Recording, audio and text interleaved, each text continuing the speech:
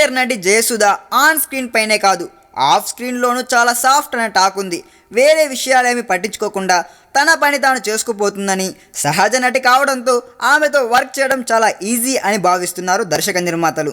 కానీ ఇప్పుడు దర్శకుడు కమ్ నిర్మాతతో మాటా వచ్చి సెట్స్ నుంచి జయసుధ వాకౌట్ చేసిన న్యూస్ హాట్ టాపిక్గా మారింది.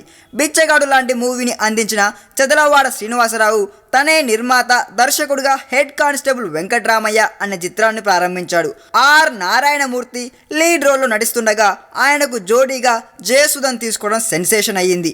ఈ మూవీ షూటింగ్కు తరచుగా జయసుధ ఆలస్యంగా వస్తుందంట. దీంతో సెట్స్కు సరైన సమయానికి రావాల్సిందిగా చెప్పాడంట దర్శకుడు. ఈ విషయంలో చదలవాడతో జయసుధకు వాగ్వాదం జరిగిందని, చివరికి సెట్స్ నుంచి ఆగ్రహంగా జయసుధ వెళ్ళిపోయిందని చెప్పుకుంటున్నారు. సీనియర్ నటిపై ఇలాంటి మాట రావడంతో ఇండస్ట్రీ జనాలు కూడా దీనిపై ఆశ్చర్యపోయారు. మరోవైపు లీడ్ రోల్లో చేస్తున్న జయసుధ వెళ్ళిపోవడంతో హెడ్ కానిస్టేబుల్ వెంకట్రామయ్య షూటింగ్ దాదాపు ఆగిపోయినట్లు తెలుస్తుంది.